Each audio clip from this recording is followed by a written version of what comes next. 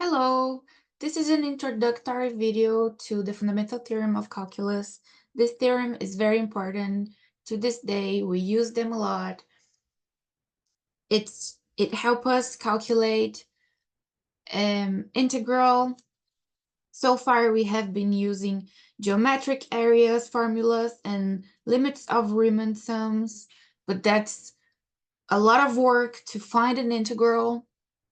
So we have to have something that's easier to calculate this, right? So this is it. This is the important thing that makes it easier to calculate integrals.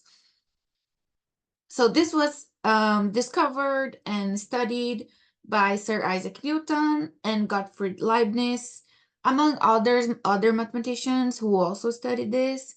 This was during the late 600 and early 700.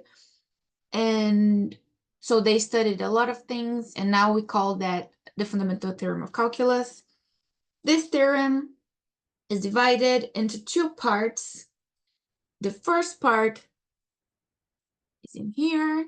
So the first part says that if f of x is continuous over an interval and the function big F of x is defined by this integral over here, so an integral from a to x of f of t dt, then our big F prime, the derivative of the big F, is the little f over the interval. So that's pretty cool. We have a way of finding a derivative of a function from an integral. So, and then for the second part, the second part is going to give even a more precise and easier way to calculate an integral. This is the second part. If f is continuous over an interval ab and big F is any antiderivative of f of x, then the integral from a to b of f of x dx is equal to big F applied to b minus big F applied to a. So what is this telling us?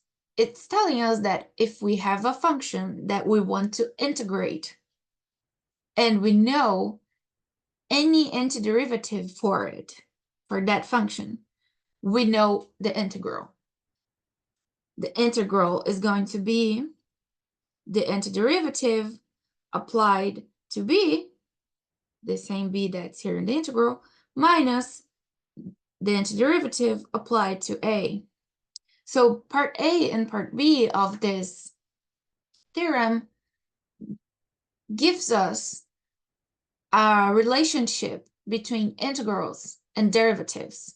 Isn't that cool? We've been studying derivatives, we've been studying integrals, and now we know that, in fact, they are kind of opposite operations.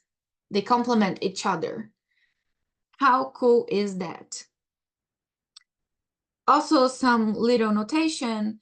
Sometimes we write big F of x with this bar in AB to denote the f of b minus f of a that we get for an answer.